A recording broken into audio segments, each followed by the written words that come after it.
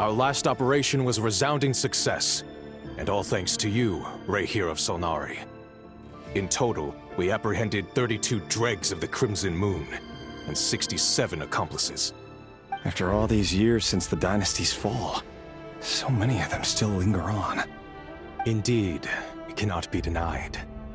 Yet it was destiny that the Crimson Moon should be overcome by the eclipse, and that His Majesty, the all-seeing Vinster King, now guides our nation on the path to prosperity.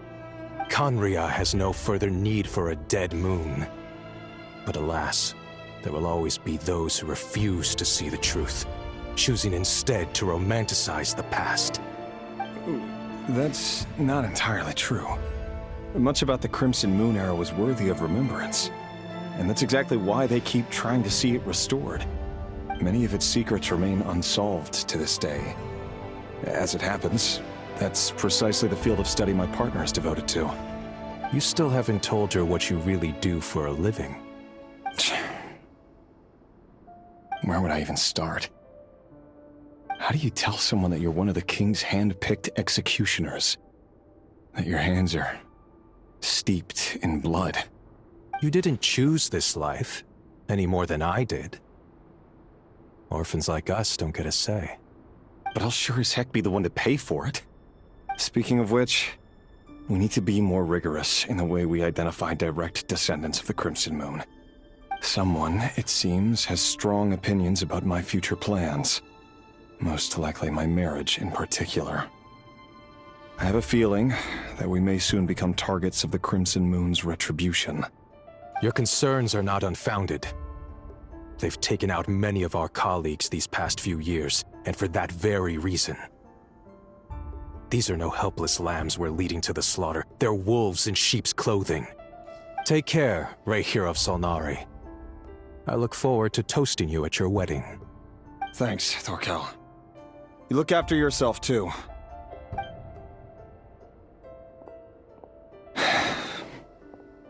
Thelindis, I never wanted to keep this from you. You're the last person I would ever want to lie to. But that's exactly why I can't tell you everything. There are things you shouldn't know. Things you cannot know. The moonlit dynasties are a thing of the past. Yet even now, with the sun shining high in the sky, there are those who would call forth a dead moon's ghost. Could that be why Vedalfnir held back? Or was it because of some court secret he's not at liberty to share? I have to get a clear answer from him. No matter what happens, I will protect Thelindis. Rerir seems to be very concerned by Vedalfnir's reaction. Vedalfnir and Dainsleif, the Visionary and Twilight Sword. So that's what they were really like. I've investigated this whole area now. There doesn't seem to be any other memories here. Should I try somewhere else? Wait a second. What's this black smoke?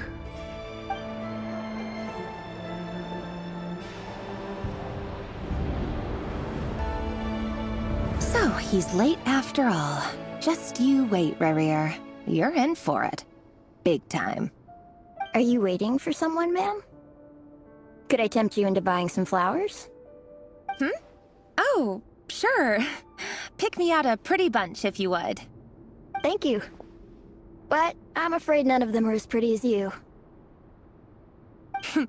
For someone so young, you sure have a way with words, don't you?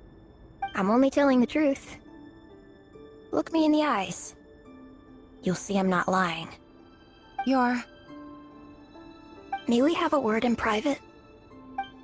Who are you? And what do you want? It doesn't matter who I am. Too many of our kind have fallen lately, so I decided to take the risk of reaching out. Not long ago, the Ray here of Solnari led an assault on one of our strongholds. We suffered many casualties, and many who came to our aid lost their lives as well. Sorry, I don't know why you're telling me this. And I don't want to get involved. Wait, hear me out. This time we finally got a clear look at his face and learned his true identity.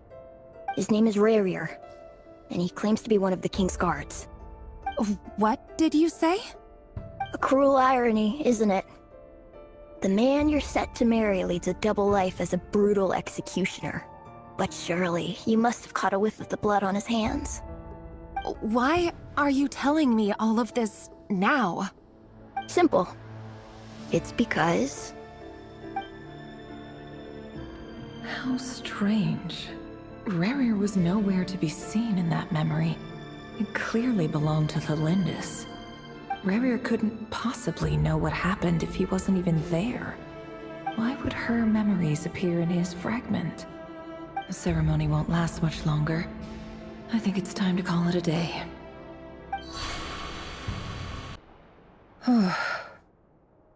So that was your doing? Did you just pull us inside Rerir's fragment to spy directly on his memories? Any more questions, and I'll have to start charging. I had no idea you could do that, boss! Seriously, that was amazing! We're not worthy. We're not worthy! I gotta admit, though, I'm itching to see what happens next. Feels like we barely scratched the surface. I'm just as curious as you are. But the ceremony only allows for limited time inside. That's all we can see for now. Luckily, we managed to learn quite a lot. So far, so good. I just hope the others are doing okay too. Especially the group with the Traveler. Their mission is a risky one. Let's hope it's all going smoothly. If you're worried about them, go see how they're doing. If I know Boss, she's gonna need some time to write up all the details and make sure it's all coherent. I'll stay behind to lend a hand, but feel free to head back and meet up with the others. Oh, they've been prowling around for nearly 2 days now. These things just won't quit. Oh, they might not have seen us yet, but them constantly sweeping the area, our way out is completely blocked. Oh, that's never gonna work. One little slip up and it's game over. If they spot us, they'll run straight back to Rerir. And once he knows we're here, it won't be long before he's breathing down our necks again. Oh, guess you're right. All right, time to zip it.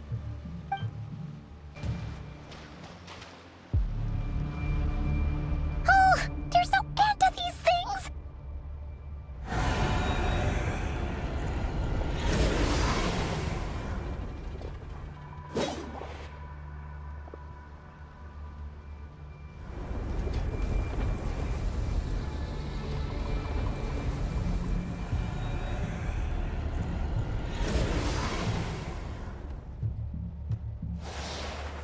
Fire. Fire? Wait, what's that smell? Oh no, there's a fire!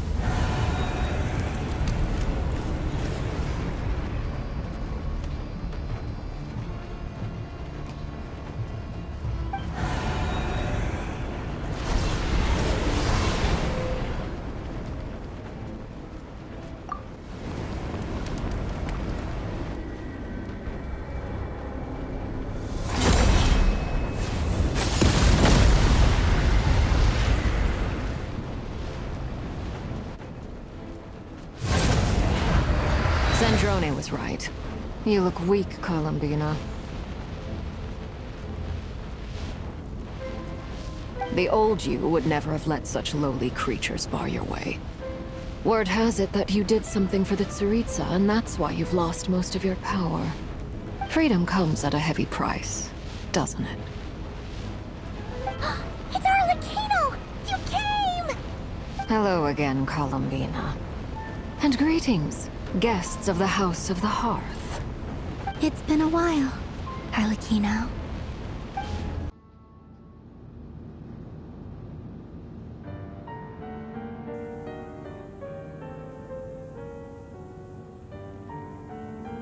Stupid right here of stupid Solnari. Ugh, whatever. I've got all the data I need. Next time we meet, you're finished.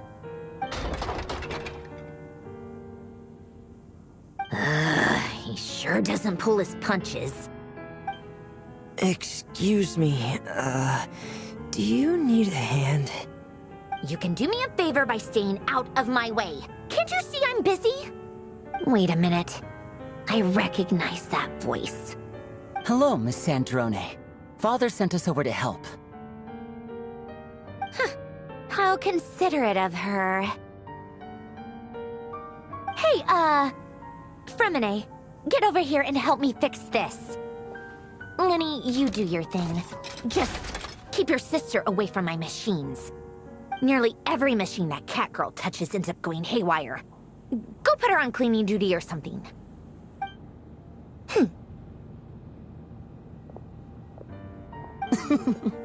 Then let's start downstairs.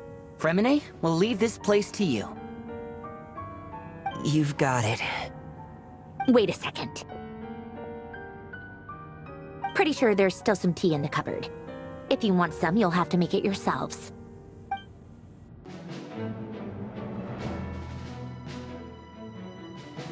It's a relief to see you all made it back in one piece. Huh? Feels like there's quite a few people missing. Where's Flint's and the others? And what about Nefer? I returned ahead of them. Flint is helping Aino and Anefa to set up the decoys and buy some time. As for Miss Nefer... Boss is still wrapping things up on her end. She sent us back to fill you all in on the top secret intel we've been gathering. I see. Then let's get right into it. But first, who do we have here? You brought someone else in to help? Greetings. I was invited here to help as a longtime Tea Party companion of Columbina's. You may call me Arlecchino. Surely it can't be. Those eyes. Oh, where have I seen them before? Wait, of course. In those memories we just saw. The only Arlecchino I know is the fourth of the Fatui Harbingers. So either you share a pretty uncommon name, or you're more than just a Tea Party buddy. You're well informed, Grandmaster. A man from Mondstadt living all the way out here in Nodcry, and yet the people and affairs of Snezhnaya seem to hold a special place in your heart. Oh, the feeling's mutual. Sounds like you know all about who I am, too. A Fatui Harbinger. The atmosphere in here just got really tense. Guess we can't just start trusting Fatui Harbingers, even at a time like this. I must admit, though, I'm a little curious. Seeing as the Moon Goddess no longer belongs to the Fatui, what makes you so willing to put your neck on the line here? Nor does Nodcry belong to Mondstadt, Mr. Varka. Yet still, you're fighting for it all the same. Things don't always have to have a tangible payoff. Sometimes, stopping things from spiraling out of control is a higher priority than chasing the spoils of victory. Of course, I can't say there's nothing in it for me at all. But that's between Columbina and myself.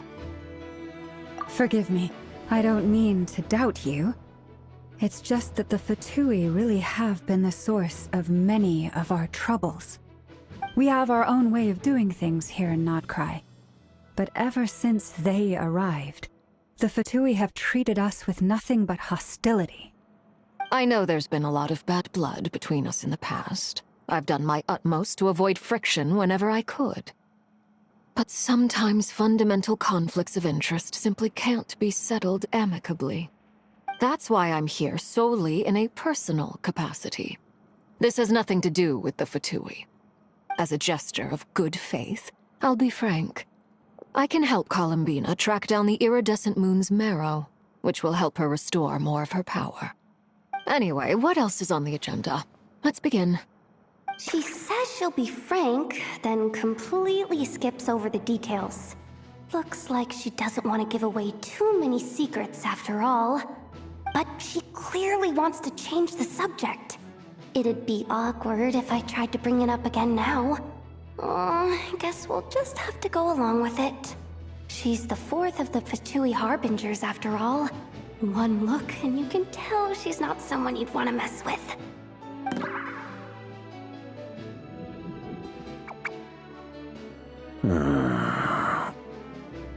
Well, Since Miss Arlecchino sounds confident in her ability to handle that, we'll proceed to the next topic. Yehoda, time to share that top-secret intel. Alright, listen up everyone. First, we now know that Rerir was originally a Conrian secret agent whose primary mission was to hunt down and assassinate the so-called Dregs of the Crimson Moon. The Dregs of the Crimson Moon? Mm-hmm. In the memories, there was a lot of talk about the Crimson Moon and Eclipse, and a whole bunch of other stuff from the time of Conria. To my knowledge, those were the names of 2 different Conrian dynasties. Long, long ago, it is said that the people of Conria worshipped the Crimson Moon, drawing a mysterious power from its reflection. But one day, a coup saw the Crimson Moon eclipsed, hence the name of the new dynasty that replaced it, and how it became the new emblem of Conria. Still, long after the Crimson Moon dynasty had fallen, the last ruler of the Eclipse dynasty, the Vinster King, still coveted the secrets it left behind.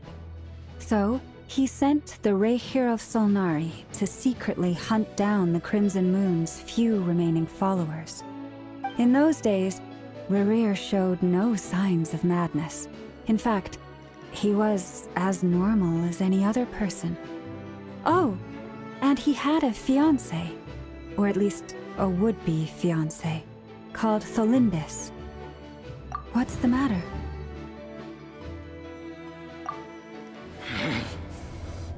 Verfnir, Freindaughter, Tholindis.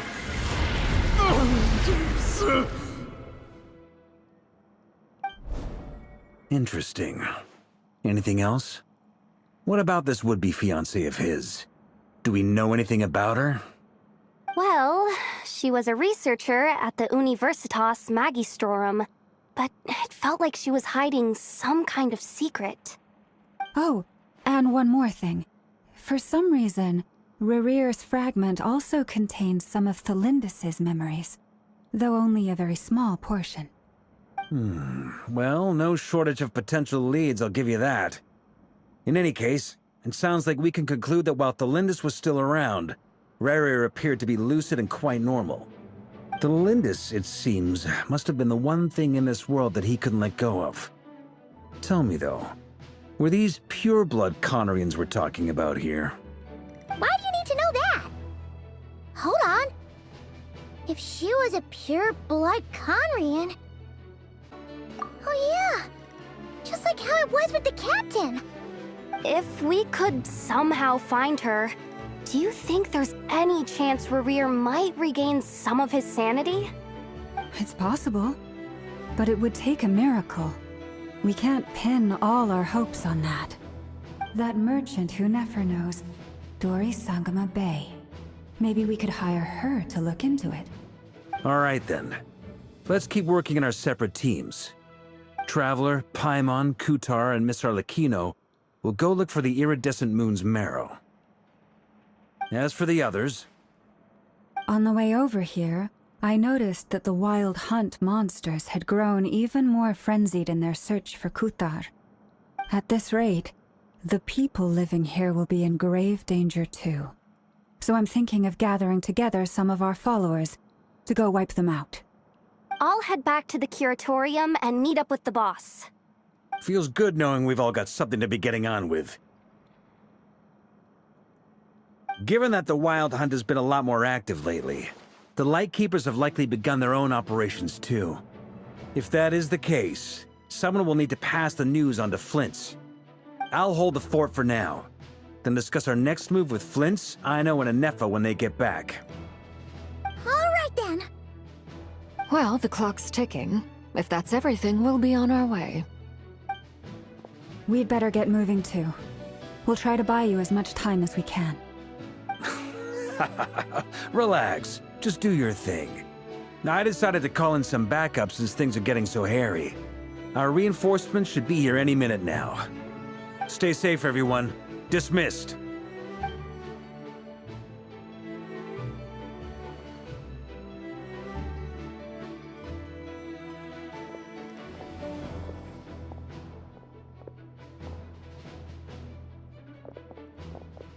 We're back.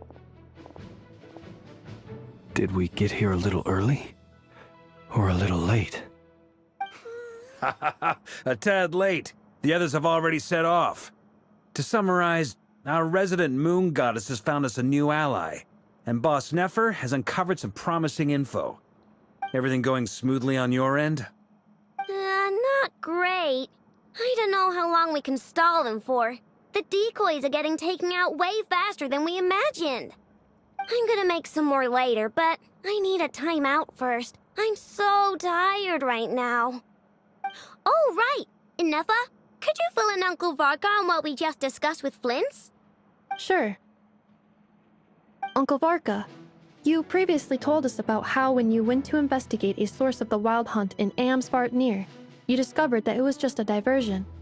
But according to Flint's intel, several outbreaks of the Wild Hunt had already occurred in Notcry in the period leading up to that.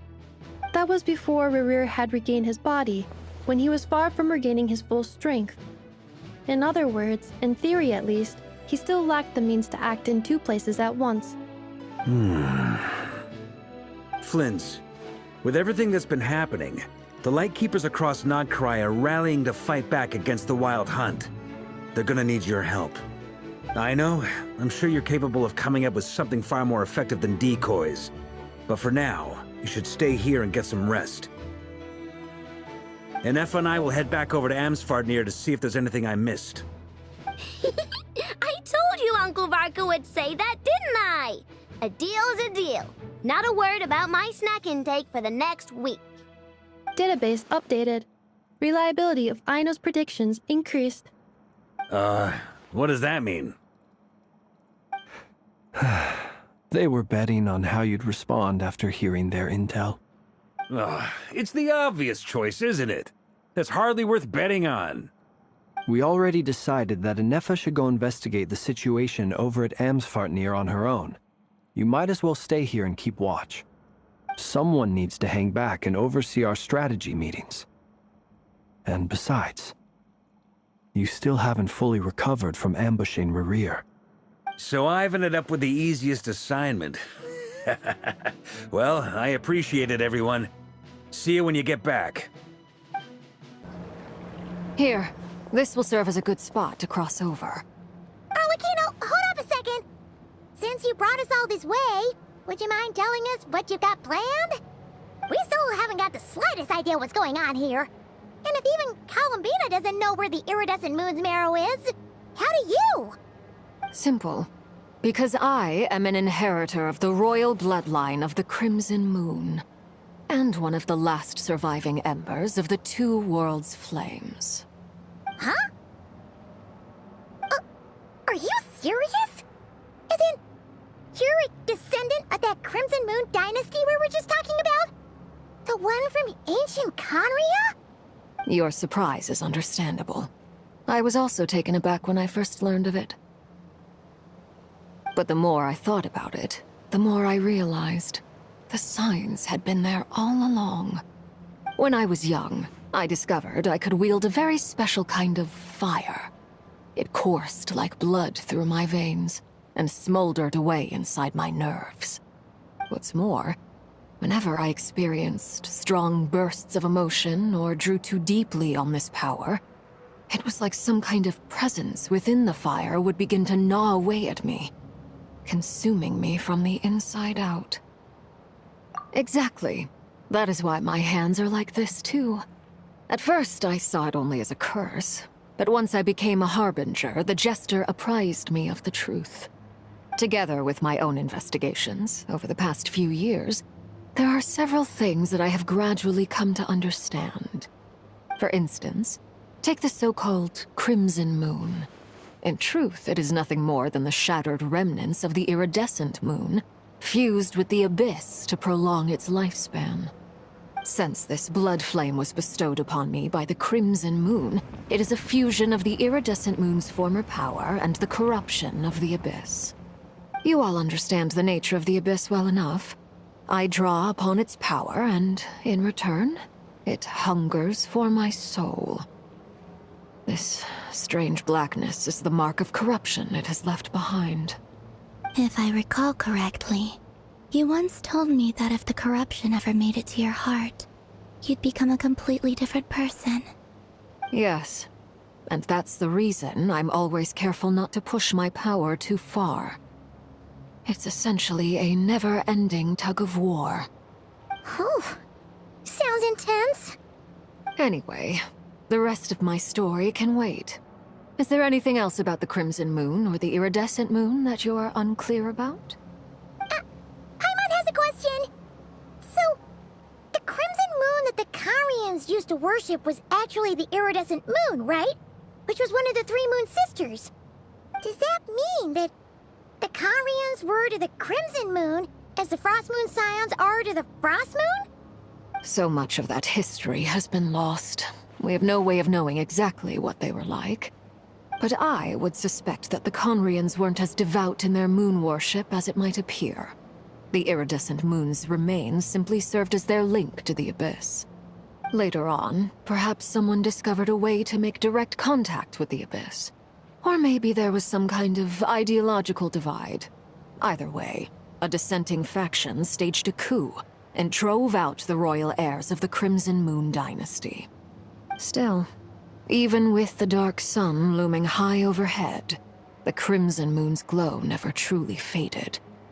If you want living proof, it's standing right before you. The first time we met, I sensed something familiar in your presence. When I looked at you, I felt I could see that mysterious red moon in the corner of my eye. In your flames, I saw its broken image, surrounded by a strange black aura. Well, I appreciate that you kept it to yourself.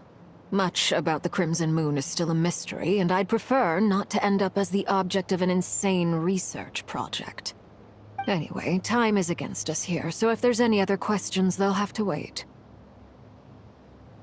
I just want to make sure I've got one thing straight. In her letter, Sandrone mentioned that since you are unable to contain the iridescent moon's marrow yourself, you intend to leave it in my custody, correct? That's right. For now, it's the only way I can pay you back for your help. The iridescent moon is already part of who you are, so with its marrow in your possession, you'll be even more powerful than before. Deal. Then let's get started. Get what started? What does this place have to do with the Crimson Moon?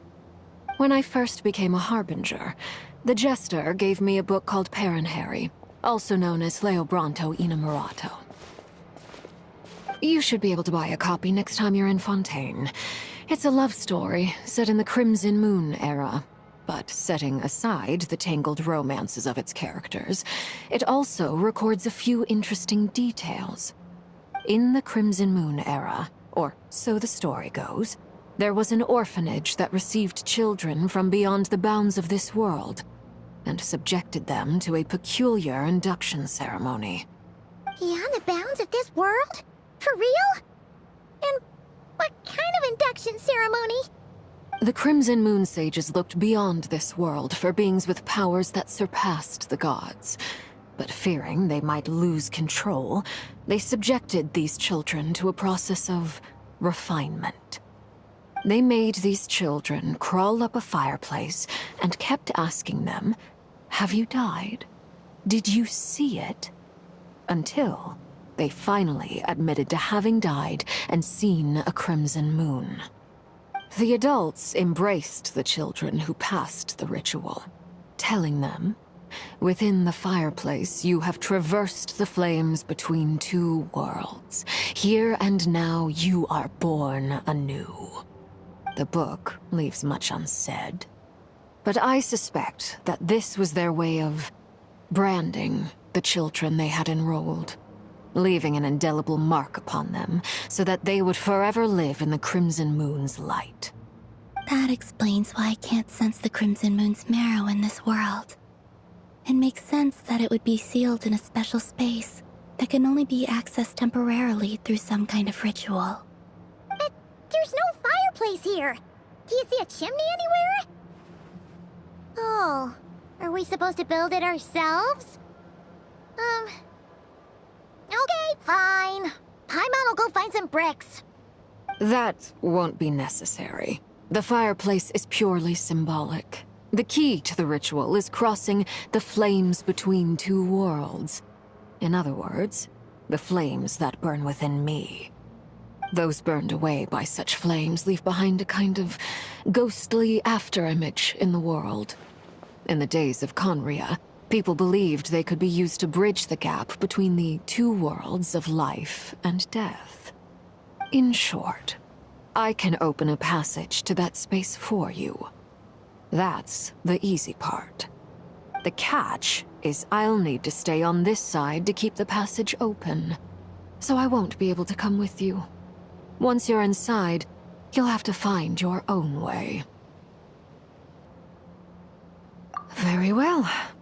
Then I'll open it up. Traveler, spare me a little more moonlight if you would. I may need it.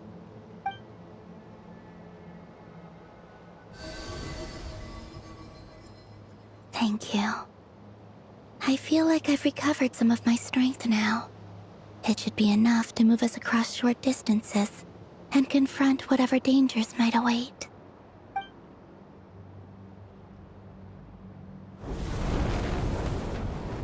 Mistress of the seven hues of ages past, great mother of the present, crimson-clad sovereign of the two realms, by fire severed, by fire renewed, I offer myself now and beseech your descent.